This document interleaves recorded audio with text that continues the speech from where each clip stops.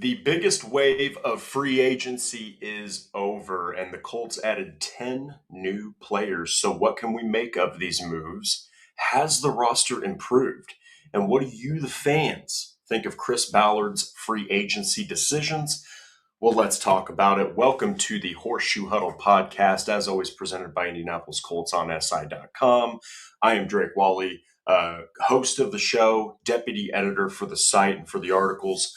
And I'm here to talk about some first wave of free agency moves that Indianapolis made. Now, of course, since it's Chris Ballard, there weren't any big ones. Now, we do have to preface this. Absolutely cannot throw the guy under the bus too much. The Trey Hendrickson signing was ready to go. It was absolutely ready to go. They had Trey Hendrickson was interested. The Colts were interested. Everything was lining up. And, of course, the Baltimore Ravens decided to shake the entire NFL world by pulling out of the Max Crosby trade due to medical reasons. And, of course, then they had no choice but to kind of scramble around and sign Trey Hendrickson. And, of course, Trey Hendrickson, without hesitation, took that big deal, which kind of left the Colts scrambling for solutions. But we're going to definitely get into all of that. Guys, as you join the show, please throw your comments into the chat. I am so excited to hear your thoughts on these 10 free agency moves. It's nothing too insane, but there are some key factors here that have to be mentioned, there's context that has to be put with these moves. And hey, guys, free agency is far less about blockbuster signings because good players are off the board quickly in free agency. Free agency is far more about depth, rounding out the roster, getting competent backups, rotational players. Every now and again, you land yourself a starter, sure, or a good replacement, but free agency is not about making blockbuster signings. Okay, you don't see teams out there just magically coming up with all this money. Now, have there been teams kind of like the Tennessee Titans that spent a lot? Sure. But the Indianapolis Colts weren't in that position, and there were also just not an immense amount of blockbuster stars at positions they needed the most. But we're going to dive into it right here. Nathan Comanci says, I want to see Colts sign an edge rusher like Espinoza and draft a linebacker in the second round. Well, Nathan, there's no doubt about it. The three biggest needs heading into the NFL draft are wide receiver, edge rusher, and linebacker. There's just absolutely no qualms about it. Those are the three biggest needs, and nothing even touches any of those. And I argue it's actually linebacker because at least you have Leatu Latu. Okay, we'll get into why linebacker is still wildly thin, even after they made some moves. But like I said, we're just going to have to see. And of course, Rhett Abney joins in here too. Guys, like I said, as you join, throw some questions in there, throw opinions in there. I'm all about checking those out. I think this is something that we must discuss as a fan base, as an analyst, as an editor. I've been on top of these free agency moves. And also, guys, check out the Indianapolis Colts on SI free agency tracker. We have everything up to date to a T. We haven't missed any departures, any restructures, any restricted free agents that the Colts still have. I think it's just DJ Montgomery at this point. Any new additions, we've got you covered. Even rumors like Anthony Richardson and Jonathan Grenard. So we're just going to go ahead and jump right into it. So I actually put together a piece that I'm very proud of back on March 24th that detailed all of these things that are happening. Okay, every single signing, and I graded each one personally based off of my opinion, which I do not say is an expert opinion. I just cover this freaking team every single day, so I feel like I've got a pretty good read on what's going on. But we're just going to go ahead and jump right into it here. So Indianapolis was not able to acquire Trey Hendrickson. Okay, they just weren't. Unfortunately, as I stated at the beginning of the episode, things just didn't materialize because the Baltimore Ravens honestly pulled a pretty scummy move and decided to last second swoop under the Raiders and just say, hey, you know what? We don't want Max Crosby. We don't want to trade, first rounders for him. We're out. We're out of here. After they looked at the medicals, I've got my own opinion on that, but Baltimore, in my humble opinion, was very unprofessional by doing that. I think they knew what they were getting into and they had second thoughts too late. But what the Colts did is they signed a capable edge rusher, and I gave it a pretty good grade, and that's Arden Key. All right, now Arden Key, I liked this signing. And honestly, guys, Arden Key is in many ways more efficient than Kwity Paye, more efficient than Samson Ebukam. All right, and let me provide something that might blow your guys' mind. It also might not. You guys might not even care. But 2025, this is from my article, saw Arden Key played 12 games. He missed 5. All right. So Arden Key was a rotational guy. He missed 5 games for the Titans. He logged as many sacks, 4, as Kwity Paye, who had 5 more games, starting experience, and 114 more pass rushing snaps than Key. And also, Key was a better run defender than Kwity Paye in 2025. And I understand he's not starting, but he didn't play really that much less at times. There were times where he was constantly being rotated in for the Tennessee defense. And he only had 5 fewer QB pressures than Kwity Paye with 5 fewer games. So, yes, Arden Key's not this superstar. He's not this outright game changer, right? But I like it. If we're talking about, you know, just a good rotational edge, somebody that can help you with depth, somebody that you can throw in there whenever you're taking a guy like Latu off the field, which I would assume he stays on the field in pass rushing situations. But Key is a good addition. He's put 8 years in the league. He's got 30.5 sacks. Like I said, not a superstar, but most of free agency again it's something that fans fail to understand is that free agency is not about bringing in blockbuster signings constantly. A lot of these are 1-2 year deals. It's not like teams are out there going, hey, you know what? I mean, the fact that the Ravens signed Trey Hendrickson to a 4-year deal when he's like 30, 31 years old, that's insane. I couldn't believe the length of the deal. I know that there's always void years and there's, ways to get yourself out of a contract if it's going south. I get that. But the Ravens they've just had a very interesting free agency to say the least. But I like Arden Key, and guys, I think that fans are going to appreciate his role. I think that fans are going to be able to, get on board with what he brings to the defensive edge room, starting experience. He hasn't started a slew of his games that he's played, but this is a guy who knows how to get it done. And this is a guy who has athleticism.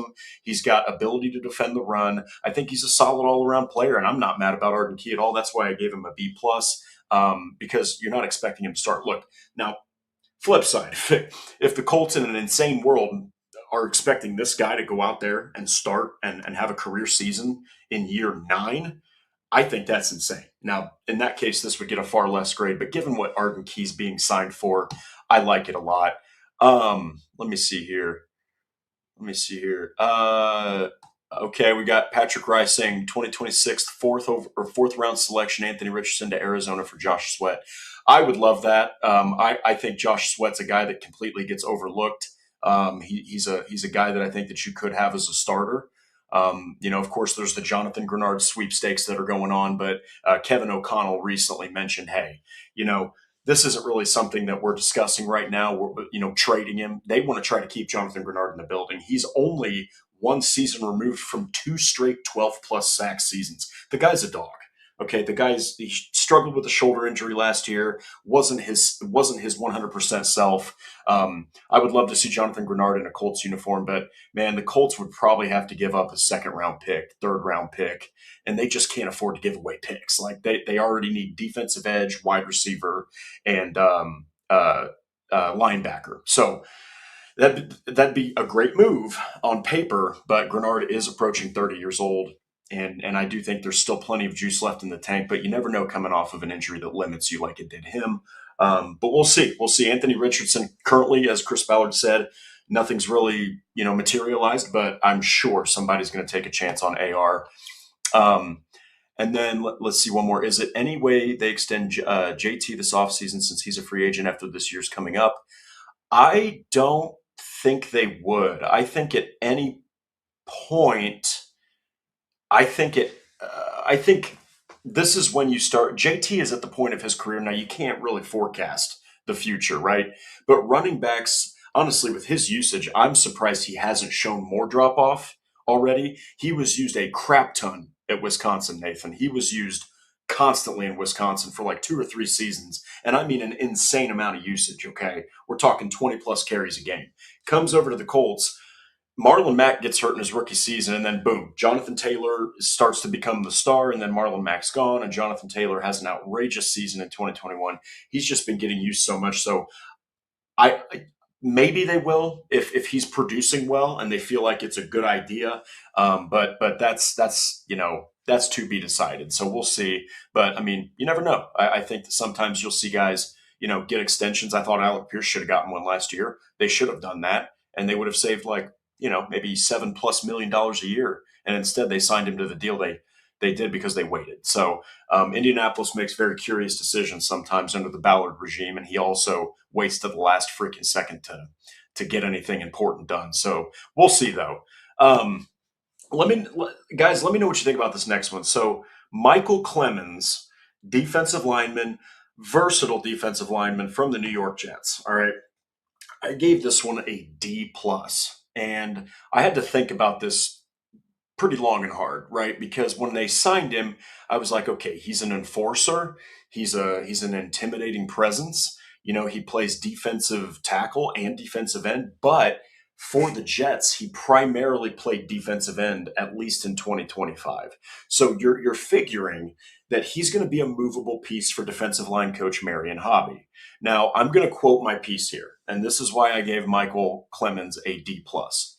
Quote, all bark, no bite is the way I'd describe Michael Clemons. While he's a physically imposing defensive lineman who can play in the interior gaps as well as off the edge, he's wildly inefficient and inconsistent.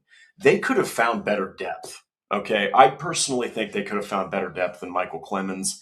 In fact, through the thing that he's known most for is yelling F you to a bunch of Browns fans and individually pointing them out of the crowd, which that seems funny. That seems like a guy who's a complete, just an absolute dog. Like, he's got that dog mentality. Through his 4 years with the Jets, ladies and gentlemen, this guy compiled more penalties, 10 penalties, than sacks with 8.5. And he was featured in 65 games. Okay. That's a penalty every, that's like a 16% rate that he's getting a penalty, and less than that to get a sack. I'm not saying that sacks are everything, but I personally wasn't that impressed. And also, he misses tackles at a big rate. He is not good with tackling. I mean, Michael Clemons is just not a very good football player. If we're going based off of his 4 seasons, he's not very good, even as a rotational guy. All right. And you're talking about a guy who had Quinnen Williams on the defensive line. I mean, that's a top 3 defensive tackle, and Michael Clemons still couldn't do much more than that. They had Sauce Gardner at the time. I believe they had Matt Judon. I mean, or C.J. Mosley. My apologies. This defense had good players, and Michael Clemons couldn't stand out. Now you're talking about a Colts defense that's younger. You've got 2 aging defensive tackles in DeForest Buckner and Grover Stewart, and while he might be able to rotate in with those guys, this dude's probably going to be thrown in on the defensive edge because you've already stacked on Colby Wooden. We'll get to Derek Nottie later. But you already have solidified your defensive tackle room. You also have got Adetomo Adebawore behind them. So you have all that. This dude's a defensive end.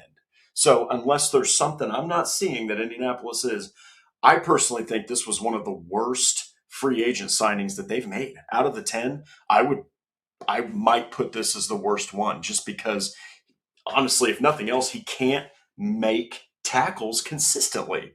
And he missed them at an embarrassing rate for somebody that's not your big space eater. Okay, this is an athletic dude who is physically imposing, but he's all bark. In my opinion, he's all bark, and I didn't like the signing when I saw it. I don't like it now, and I didn't like it when I wrote the article. So Michael Clemons, if you're hearing this, prove me wrong, but based off of his track record, he might even be a liability. Who knows? Let's see here. Clemons draws a lot of flags. I mean, he's averaged 2.5 penalties every season. Okay, and he's averaged 2.125 sacks. So he literally averages more penalties than sacks, and that is alarming because he's played a lot of football. That's the thing. Not saying he can't make it work in Lou Anarumo's scheme or with a guy like Marion Hobby who brought out the best in guys like DJ Reader, guys like Trey Hendrickson. Okay, he can do it, right? But this is just a guy who, on paper, not only does he talk a bunch of crap and not back it up, not only does he miss tackles at an alarming rate, not only does he not get very many sacks or really put much pressure on quarterbacks, but he also just absolutely whiffs on tackles. And that might be the worst thing that you can have as a defensive football player. I don't care where you're at, you miss tackles a lot, you're going to be a liability a lot. I mean, we saw it with Zaire Franklin sometimes. And honestly, the Colts might end up missing him in the long run. Who knows? Um, let's see. Colts have to sign a Zach Moss level bruiser to carry the load off Taylor this year if he wants to keep playing at a high level. I love that statement, Patrick. I think that a guy like Amir Abdullah did a good job. They do have DJ Giddens, but good Lord, he didn't even see the field last season. And then of course Tyler Goodson, he's with the Falcons now. So I think Salvon Ahmed's on there or something. But yeah, and then this is a good one right here. Before we move on, I'm not too hung up on Clemons. He could easily get cut in camp, and that's true. That's true. I mean, it's just the timing of it is where I'm like, what in the heck are you doing? What are the Colts doing? They could have definitely signed better depth. They could have definitely signed a more proven, capable player. And in the NFL, this dude has baggage. He has baggage. He's a very wildly inefficient player. I just didn't like the signing, but that's just me.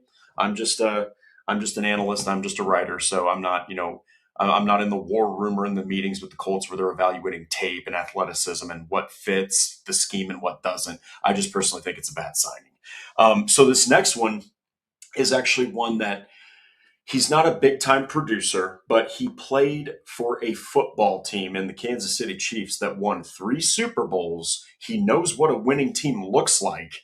And he was on the field quite often more as a space eater. I would expect him to be more of your Grover Stewart rotational defender, more on the running downs, and that's Derek Nottie. So this is a guy.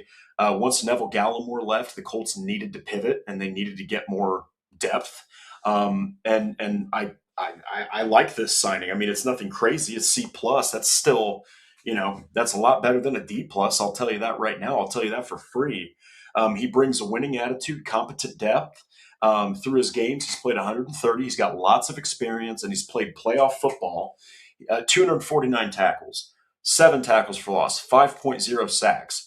And he'll probably be in that rotation with guys like Adetomo Adebaware, and then there's another free agency signing that I'll get to. But he does something very valuable for the linebackers and for blitzing safeties. He eats up gaps. He forces double teams. So this is a guy who's going to open up opportunities. He's going to open up big play opportunities for guys. Hopefully they can get themselves a blitzing linebacker that was as damn good as Zaire was at it, because for all of his warts and for all the criticism, Zaire Franklin was an absolute missile on blitzes. I mean, he would just fire right through a gap and he'd be right in the quarterback's face, right in the backfield, taking down ball carriers.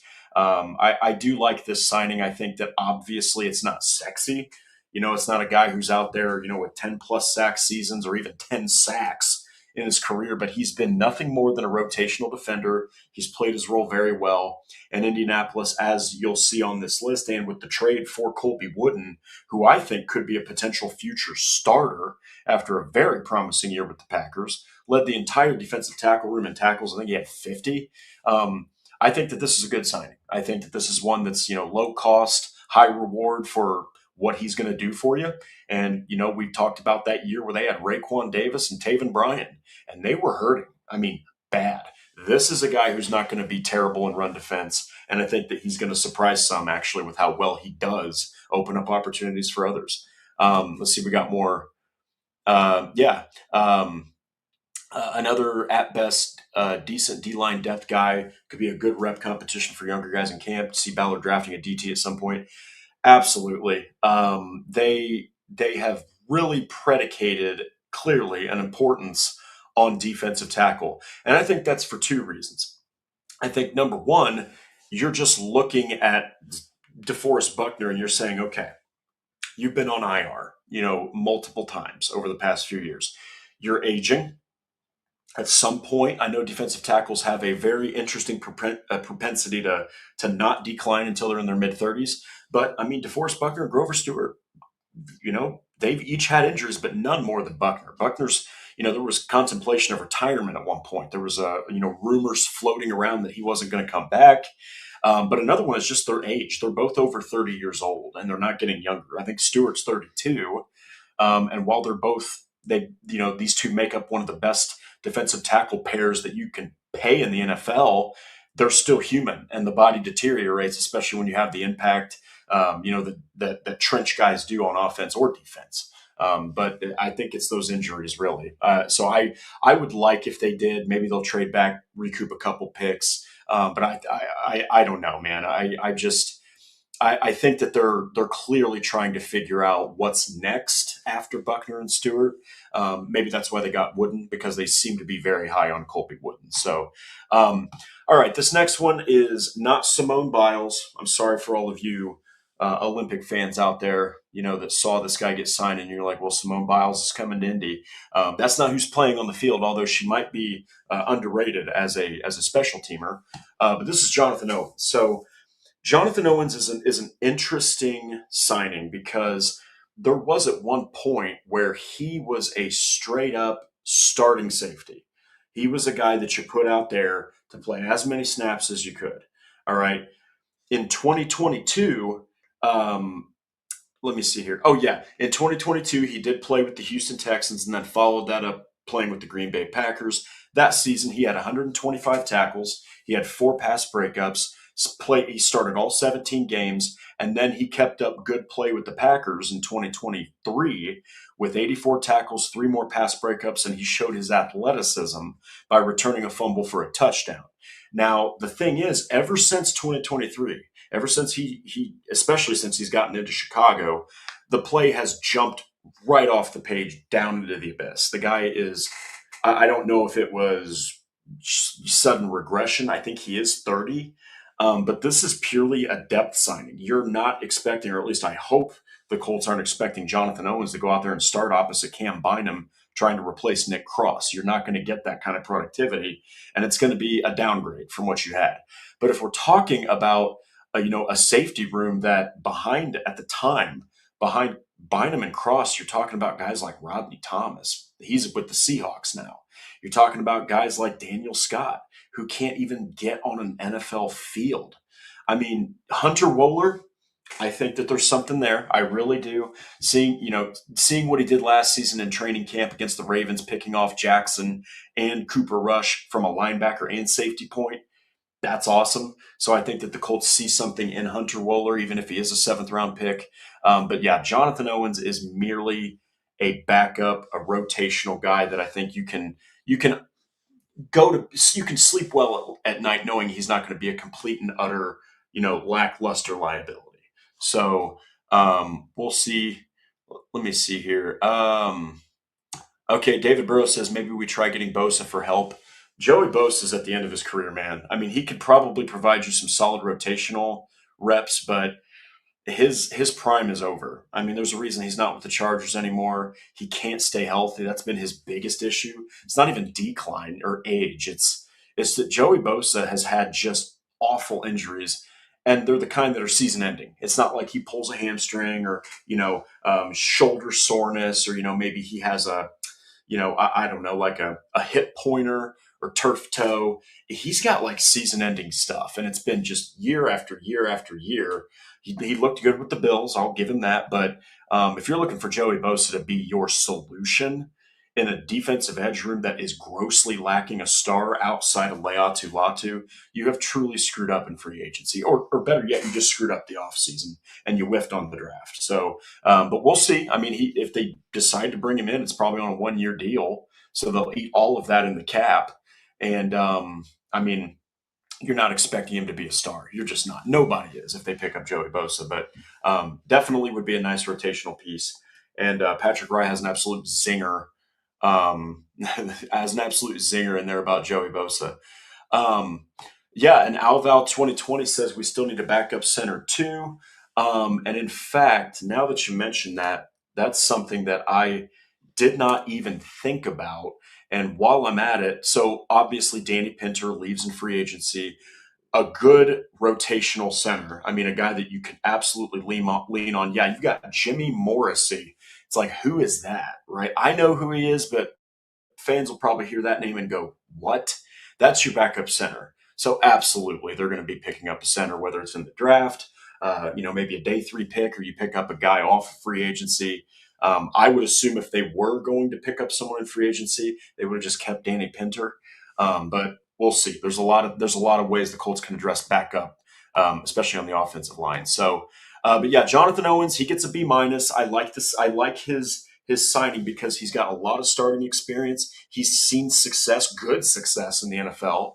And he might not be that starter anymore, but you sure as hell could do worse than Jonathan Owens rotating in at safety for you. So this next one, guys, I'm going to come out and say it. This was my favorite free agency signing, just right out of the gate, and that's Juan Thomas. Okay, I get it. Barely any starting experience. Okay, he didn't really make the biggest impact in his 3 years with the Cowboys. Last year, he missed quite a bit of time due to some incredible migraines, which, if anyone's actually had a migraine, it's debilitating. I mean, you can't even like, sometimes you can't even move. You're just like, you can't do anything when you have a severe migraine. And he was having them day after day after day, which you cannot take hits, you can't deliver them. You can barely even operate your daily life when you have migraines that are that bad. Okay, so let alone get out there and play full speed, hitting guys that are 230, 240 pounds and tackling them to the ground. I mean, so he didn't play a lot, but Thomas is a player who has shown some serious flashes of a starting safety. And he showed it in 2025 specifically. So this is interesting, though. Through his first 2 seasons, he only got 36 tackles, 5 pass breakups, and a fumble forced. Now, he also showed, though, that in 2024 he can be a kick returner and a damn good one. He stacked 187 yards on 7 returns, and he took one to the house. So this is a guy that I think you could also throw in on special teams if you need to. And if you need a return guy, he can absolutely be that. I mean, he's shown it, just not in spades, but he only had 7 returns and he took one to the house, and he averaged about 24 yards per kick return. So you're not going to look at that and be like, oh, this guy, he doesn't really do much as a returner. He clearly can, and he's got that capability. But I would assume they're going to put him in there to compete with Hunter Wohler for that strong safety position opposite Cam Bynum. I fully expect Juan Thomas and Hunter Wohler to battle it out for that starting position. I think the Colts are super high on Wohler.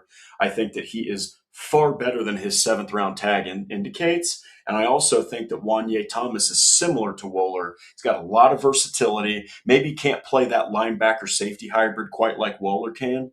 But I mean, this is a guy who I think is on the up if he gets an opportunity. He was thrown to a bigger role in 2025 with Dallas. He looked good. He was only limited to 7 games with those migraines, but he has an opportunity of a lifetime here. He does a great job defending the run. He picks angles really well. I think that he plays the ball well. And he did start 3 games with the Cowboys, too. So clearly Dallas saw something in this kid, enough to throw him out there. And who knows, maybe he doesn't even hit the market if he plays a full season or even like 5 or 6 more games. So I really, really like the Juan Thomas signing. I know it's not, super duper bright and vibrant like, a bigger name, right? But I think that it's not all about big names, man. It's about opportunity, fit, scheme, and what the defensive coach or position coaches think that they can do with a player. So let's go ahead and jump into the comments here. Yeah. I mean, I'm so happy that Tina Hauser mentioned this. Living in Dallas, the fans are upset about Juan Thomas leaving. They said he had a lot of potential. Watch the tape. That's what I will encourage anybody who's like, why did you give him an A? Why did the Colts, bring him on when you had other quote unquote more proven safeties? First off, he's young as hell. I mean, the dude is like, I don't have it in front of me, but he's like 24, 25 years old. Okay. Second, he has shown when he's on the field, he can be a viable asset to a defense. And I love the fact that he can defend the run, and I think he might even have more capability than Nick Cross as a coverage safety.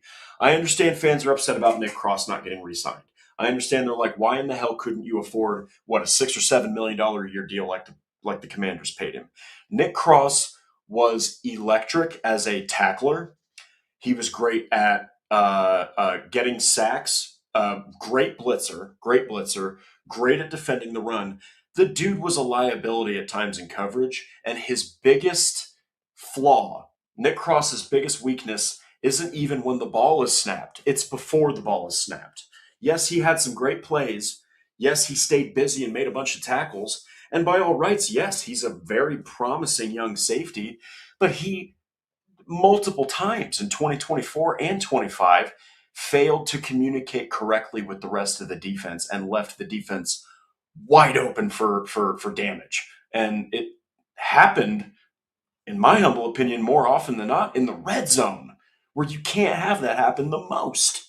I mean, so I'm not entirely too angry that Indianapolis looked at Nick Cross and was like, we can let you go, even if you're cheap. Maybe he wasn't as good of a fit in Lorena Rumo's scheme. Who knows? But I think Juan Thomas, I like that you put that, because I think that there is a good chance that he's going to surprise a lot of people. I, for one, think he will. I think he's got all the tools to do it. So this next one's kind of boring. This is a boring signing, but Jerry Tillery, defensive lineman. So this one, I was going to give it a C because I really like how he's been able to get moved around the trenches throughout his career. So he's played defensive end, he's played defensive tackle, but he's really never done anything super duper great. Now, he played with Derek Nottie. Okay, he played with Derek Nottie in Kansas City, but I do think he's better than Clemons. I absolutely will take him. I'll take him. There's a lot of players. If you gave me a free agent list right now, I mean, I could probably rip off 5 or 6 guys off of that list that I would have taken over Michael Clemons. So it's like Patrick said, though, maybe this is just a flyer. Hey, here's this. They cut him. They get a lot of that money back. They have him compete with a draft pick that might be a day 2 or 3 guy to see if that guy's going to beat out a veteran. But I mean, Jerry Tillery is definitely, in my opinion, an upgrade over Michael Clemons. But yeah, he's a capable piece to be moved all around the line by Marion Hobby. You got to love guys like that because they're not limited to just one spot. He played with the Chiefs in 2025. Last year, he had a sack and a half. He had 20 tackles. He did put some pressure on the quarterback in his limited role. He had 12 quarterback pressures. But the biggest thing that kept me from giving this signing like a C or C plus, I almost put a D plus. I'm not going to lie. I almost gave it the same grade as Michael Clemons because, boy, oh boy, Jerry Tillery has a 28% missed tackle rate. For those that aren't like right in front of a calculator or don't have like quick math skills, I deal with numbers all day, so it's very fast for me.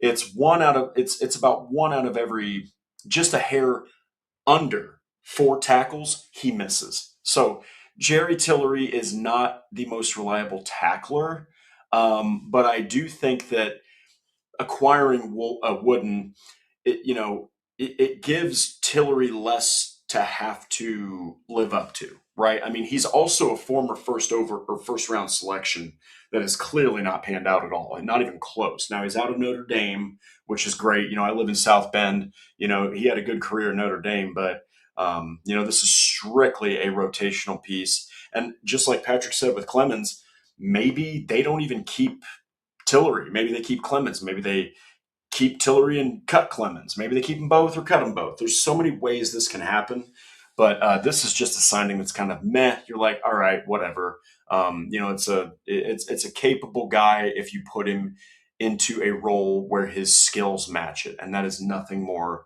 than a rotational guy that you might move around on the defensive line. So this next one, initially, I was thinking, come on, what kind of a dart throw is this? But it is just that. It is a dart throw, and that's Notre Dame's former forward, and I believe he also played for Northern Arizona, if I'm not mistaken, and that's Carson Towt. Now, initially, I was just not a fan of the signing. I was like, there's so many better ways you can use your cap, even with what they're paying Carson Towt. But then I thought about Mo Alley Cox, okay, and how there was no football program at Virginia Commonwealth. He didn't have a combine invite. He literally just had to do private workouts. And initially, Mo Alley Cox was on the roster. He was on the practice squad. He was waived. He was cut. He kind of had a little bit of a flux there in his career. He really didn't find his footing until I think it was he played like a handful of games in 2019. He didn't play at all in 2017. Now, by basketball standards, right, Mo Alley Cox and Carson Towt are not massive. They're big dudes, but they're not massive. I mean, there's guys that are 6'9", 6'10" at the forward position. There's even guards in the NBA and college basketball that are 6'5", 6'6". I mean, so the thing that stuck out to me, though, about Carson Towt, rebounding. Absolute monster on the glass when he was at Notre Dame, when he played college basketball. That means that in the red zone, he could box people out. By NFL standards, he is a giant. He is a behemoth. And I think that if he can, I think that they're looking for another Mo Alley Cox here. If you can somehow pull a roster spot out of this guy, right? It hasn't worked out with Will Mallory. All right, Sean McKeon, he's barely a rosterable guy. He's more of a practice squad tight end. This is a young buck who's going to get a great opportunity to just use that athleticism. Jump balls should be no problem. Shielding guys off for touchdowns in the red zone should be no problem. I wouldn't even be surprised if he's a pretty damn good blocker right out of the gate. He's going to be bigger than some defensive ends. He's going to be bigger than linebackers. He's going to be able to. The only question is, how fast does he move with his feet? How quickly can he get acquainted to the end, like to football alone, but the NFL speed of this thing, right? Like this is not. It's not like this guy's getting thrown into college football or the Canadian Football League. Dude, he's getting thrown in to a full-blown murderer's row of defenders. Okay, so we'll see if he makes the roster. I personally don't think he will, but I think he honestly has a better chance of making the roster than Will Mallory. I really do. I don't know what's happened with Will Mallory, guys. Fastest tight end in his draft class. And ever since his rookie season, which you saw glimpses of a guy who could beat guys, on the seam routes, on wheel routes, not much of a blocker, but you saw some glimpses. He has done nothing. Well, I don't think the Colts are very confident in Will Mallory. And there's a reason they brought back Mo Alley Cox and Drew Ogletree. I fully expect Will Mallory to either be tight end 4 or he's going to be on the practice squad, maybe even get cut. We'll see what happens with Carson Towt, but I think he can become a red zone threat. I really do, and that's invaluable. You put 3 tight ends out there, guys like Drew Ogletree, Mo Alley Cox, Tyler Warren, they're all 3 red zone threats. And then if somehow you have this guy who can come in, maybe he'll be a special teamer. There's a lot of things you can use Carson Towt for. I initially wanted to give it an F because I was like, this guy has no experience, no football experience, not peewee, not junior high, not high school, and you're asking him to come in and play football in the NFL. I mean, Mo Alley Cox did it, and he's been a very good focal point in the red zone and as a blocker. So maybe Carson Towt can be that next Mo Alley Cox.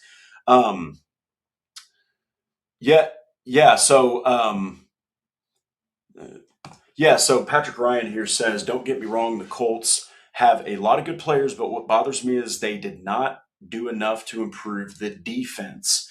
So we're going to get at the conclusion of this show. Sorry, I'm an old man now. 35 is the new 40.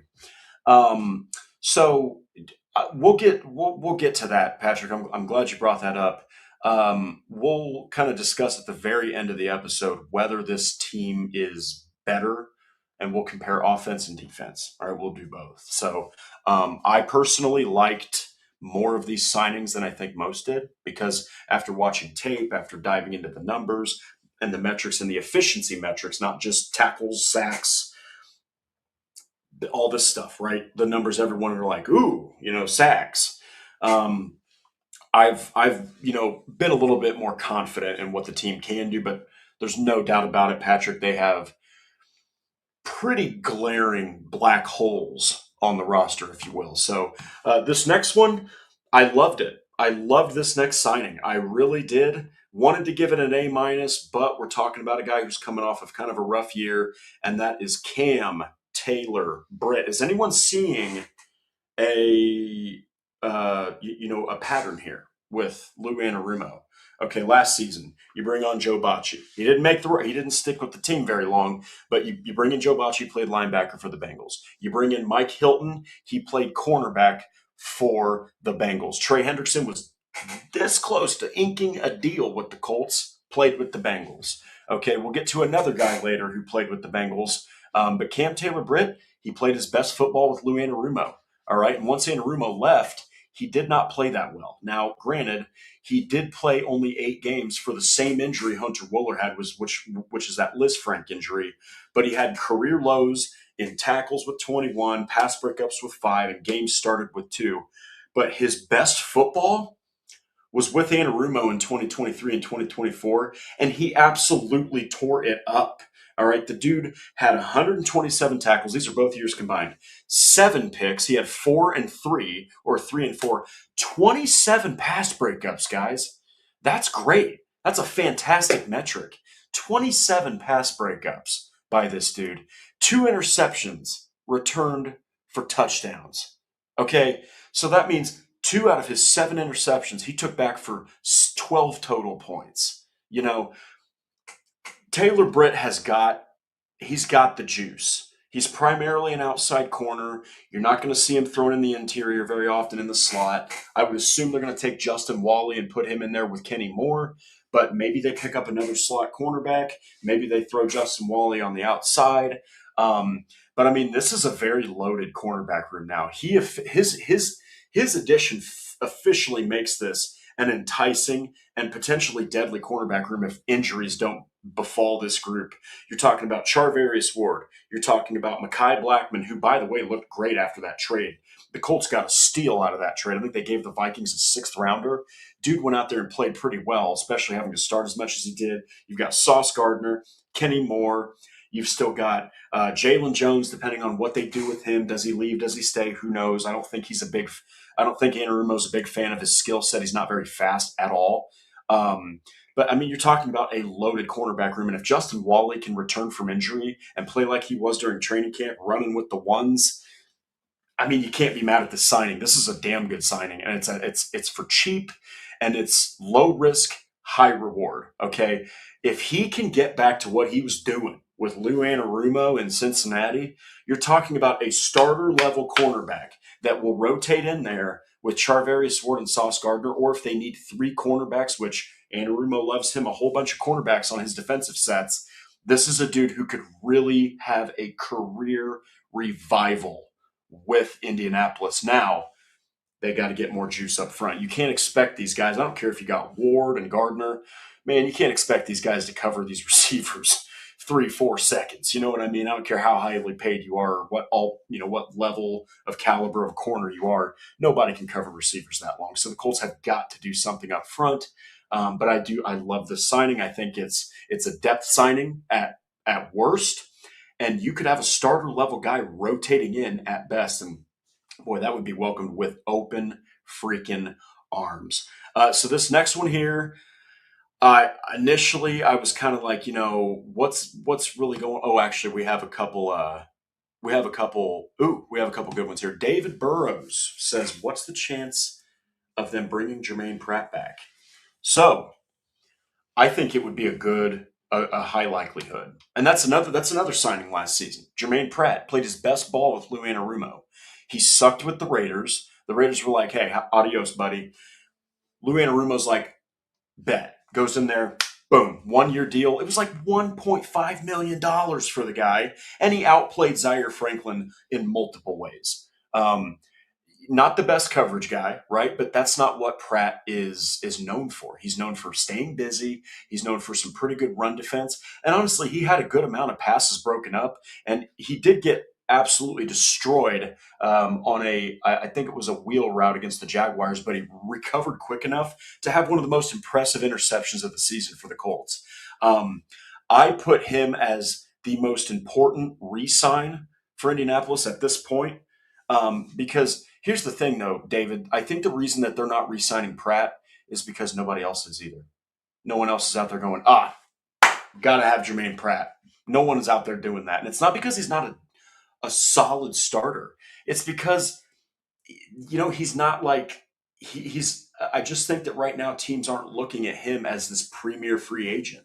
So I think the Colts are like, hey, they're playing it smart, honestly. If they miss out on Jermaine Pratt, dude, you can replace Jermaine Pratt, right? You can. But the thing is, if they get to a certain point whether in the draft or maybe the other waves of free agency. Because guys, keep in mind, free agency also goes through the NFL season.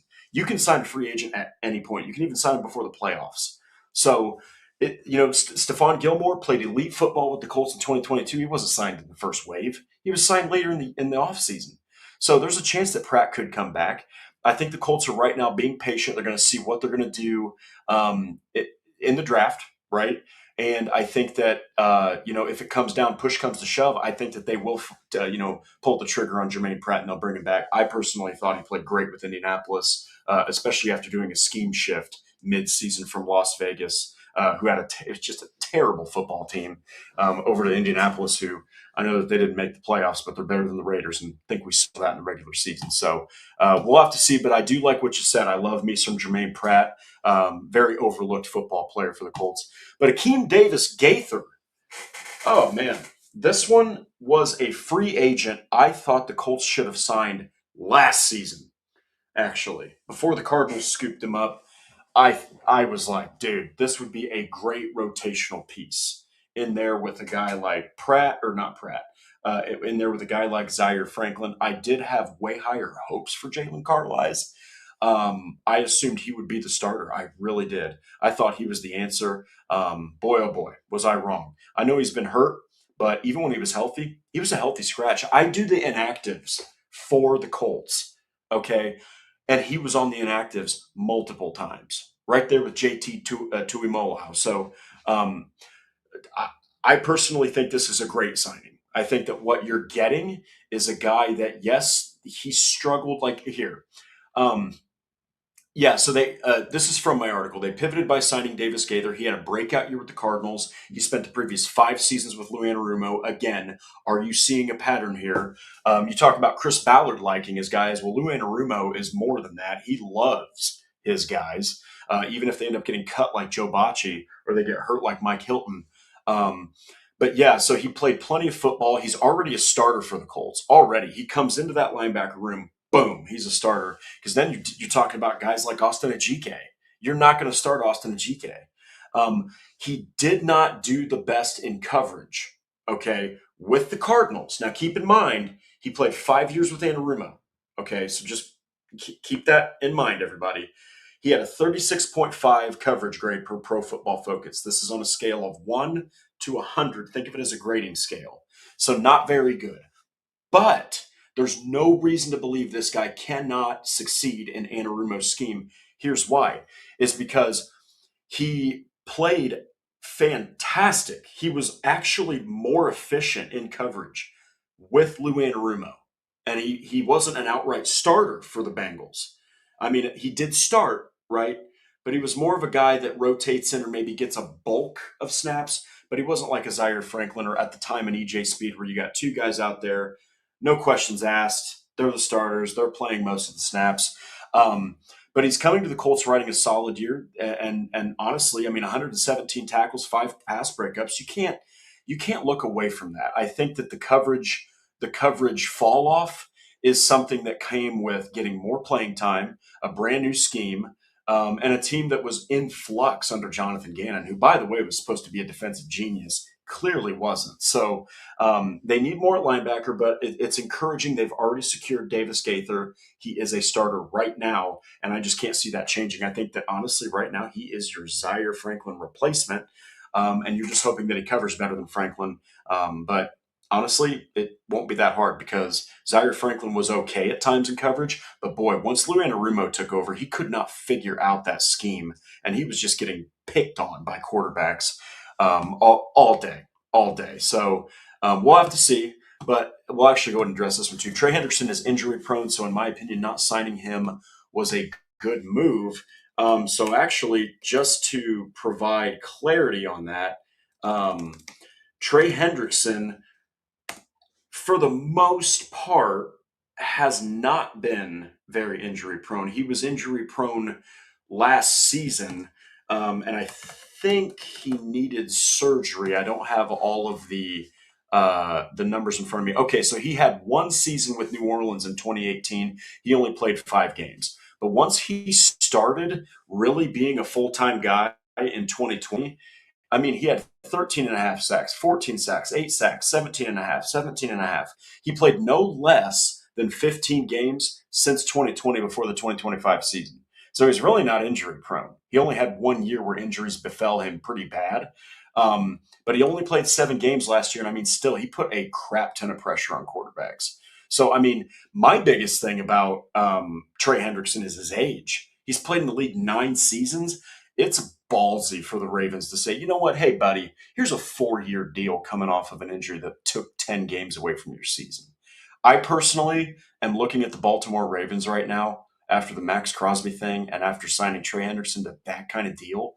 Honestly, if that's what Hendrickson wanted, I'm glad the Colts didn't sign him. I was thinking a 2-year deal. 4 years? I know there's probably, like I said, there's an opportunity to bail out of that thing. Probably, I don't really have the structure of it in front of me, but that's baffling to me. I don't know what the Ravens are thinking here. Maybe they've just seen plenty of Hendrickson, destroying Lamar Jackson all these seasons or his backup that they were excited about it. But rumor has it he could have played through the injury last year, but he didn't want to play for Cincy, so he just slow walked the recovery. And that's concerning. If he actually did that, even more of a red flag. The biggest red flag for me was his age. His age. You're going to go out there and pay top tier money to a defensive end who, while he's not injury prone per se, he's coming off of an injury where he was 10 games short. But if he's doing that kind of stuff, I'm good. I know that he was on the Pat McAfee show a few different times and he was pissed. You could tell he was pissed in his tone about the fact that he wasn't getting anywhere in contract talks with the Bengals. I don't know. I think the Colts might have dodged a bullet there. Again, if he was looking for a 4-year deal, have fun with that, dude. You go play till you're 35, and we'll see if you're still getting 10 plus sacks a season or even sniffing 17 and a half. But this last one, guys, this one's had some discourse, and the reason I gave it a B is because I gave the grade assuming he's not going to be this man's replacement, and that's Nick Westbrook-Ikhine. Here's the thing. Not a Michael Pittman replacement. There's people, I've seen it on X, don't sleep on this signing. Why? Why can't you sleep on it? The dude has never been a starter. He's played plenty of football, and he's never been a very potent threat. Now, was he playing with Tennessee? Was he playing with the Dolphins, who absolutely sucked last season? Yes. But dear Lord, man, they had the Tennessee, they had guys like Calvin Ridley. All right. Now, Calvin Ridley, ever since leaving Atlanta, has never been the same guy. You're talking about a team that had Trey, Burks, who's a bust. I think they picked up Tyler Lockett last season, in seasons past. And Nick Westbrook-Ikhine was never a guy that would take the top off of a defense. He was never a volume receiver. He was never people that are saying even remotely, and most people aren't. But I've seen people say this is your Michael Pittman replacement. Let me tell you something. If this is your Michael Pittman replacement, you have completely and utterly failed as the general manager of the Indianapolis Colts. This is not the guy. Now, his most catches he's had are 38. Now, where he really shines, 2 areas. All right. I will say a lot of his catches, they are for first downs. So he is a chain mover to an extent, but he's a red zone threat. He is a scoring machine. Look no further than his 2024 season with the Titans. 32 catches, 9 freaking touchdowns. That's 1 every 3.5 catches this guy hauled in that year. He was doing it for 6. That's incredibly valuable.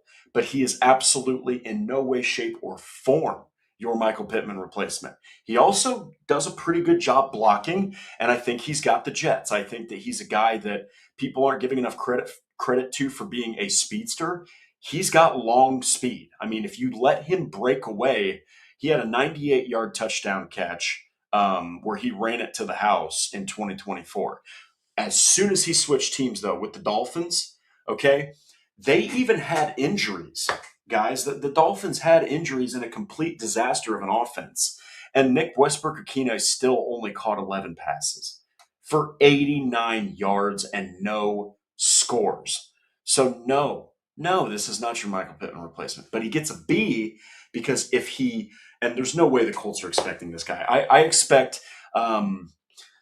Oh, I expect a guy like, I mean, my personal favorite is Elijah Surratt. I think that he is literally Michael Pittman. Or if you want to do it in free agency, go get Juwan Jennings. Okay, he's not going to call. People are saying, well, he might ask for 25 million. He's not going to command that much money. He already hasn't been re-signed or signed. His price tag is going down by the week. So Indianapolis could potentially sign him and still pick a third round receiver, second round receiver. Who knows? Nick Westbrook-Akine is not your wide receiver one. No way in hell. He's not even a wide receiver three. He's a wide receiver four. And I think that he's going to beat out a guy like Doolin, clearly beat out a guy like Anthony Gould. But yeah, this is a great signing because he's a depth piece. And as soon as you get within 25 yards of pay dirt, this is a guy you have to look out for. Then you got to factor in Mo Alley Cox if he's in there. You got to factor in Jonathan Taylor. You got to factor in Tyler Warren. Josh Downs showed some touchdown capability last season. Alec Pierce is always a threat to score.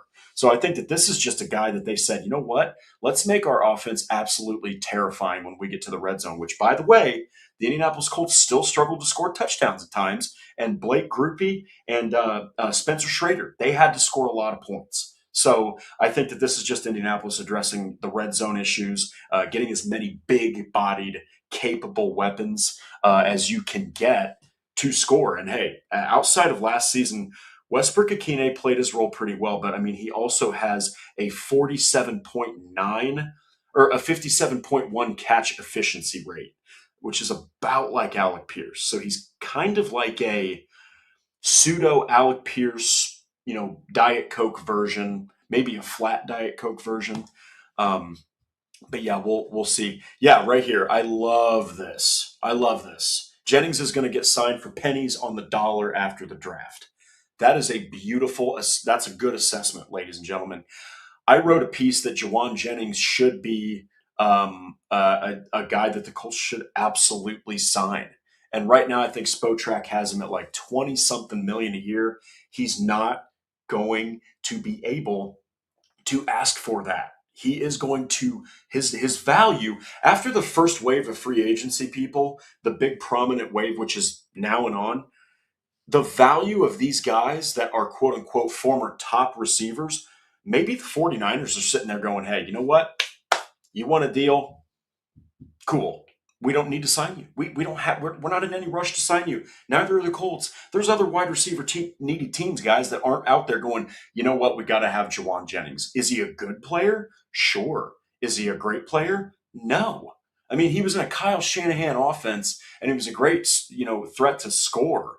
And I'm not saying Shane Steichen can't be like Kyle Shanahan, but I mean, this was an offense that predicated everything on the ground attack, and they had kind of a lack of pass catchers. So if Juwan Jennings joins the team, there's not even a guarantee that he is the exact Michael Pittman replacement.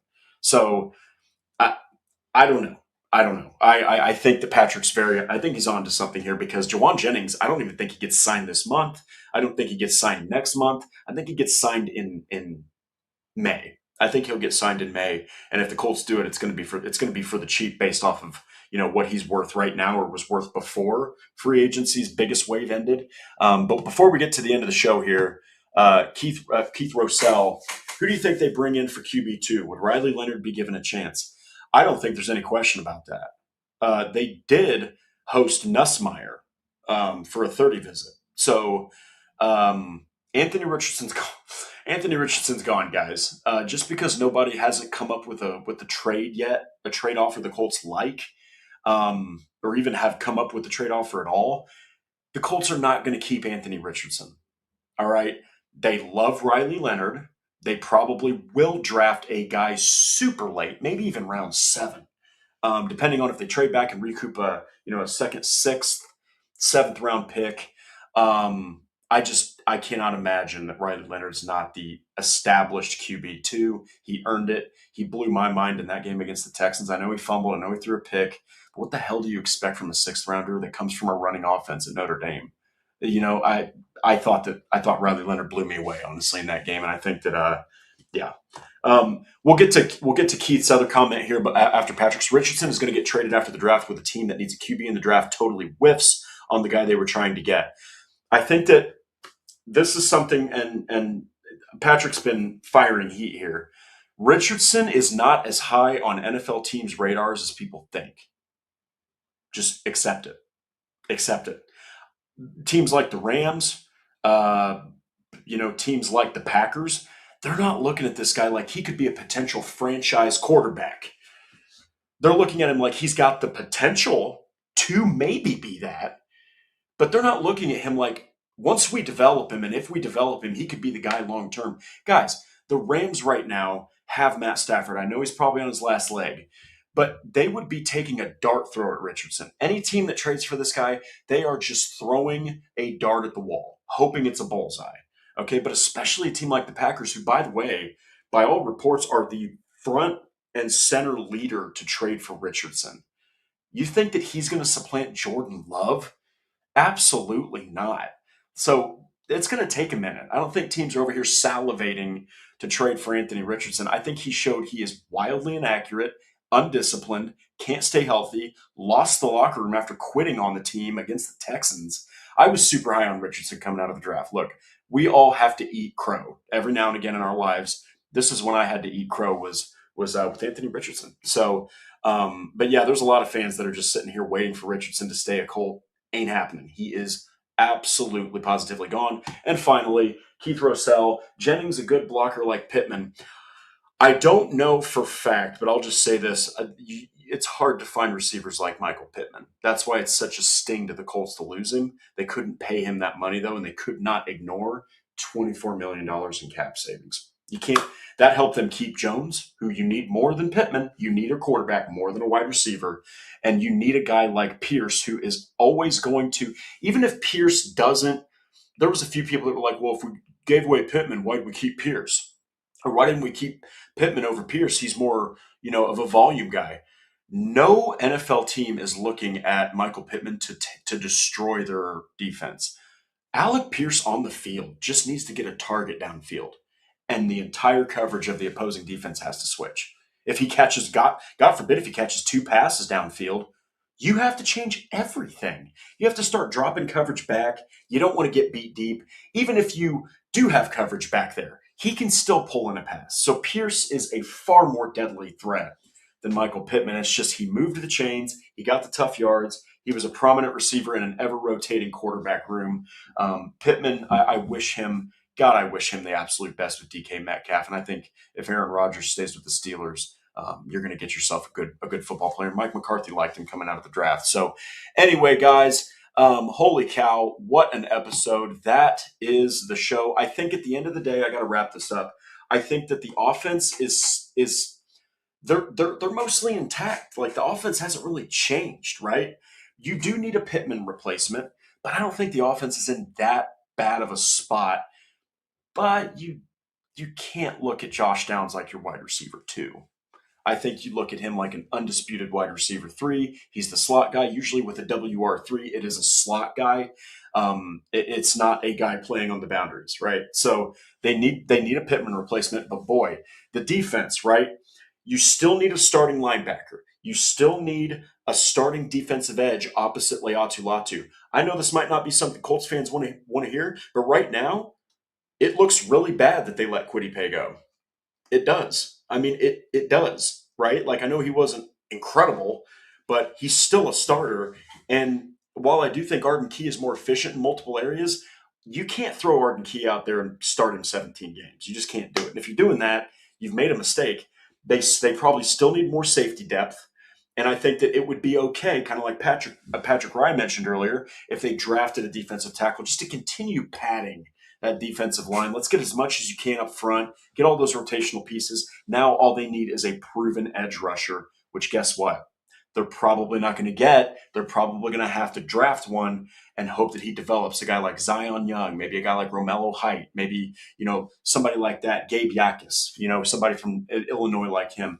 But guys, that is the show. Thank you so, so much, everybody, for joining in and listening to me absolutely lose it on my own over this free agency cycle for Indianapolis. Be sure to like us on Facebook, Horseshoe Huddle. Follow Indianapolis Colts on SI. That is at Colton_SI. Subscribe to the YouTube channel, the Horseshoe Huddle, so that you don't miss any updates Hit subscribe to get everything, because you never know when we're going to have to do an episode here. If you want to listen, no problem. I've got us hooked up on Apple, on Spotify, wherever else you get all your Colts content.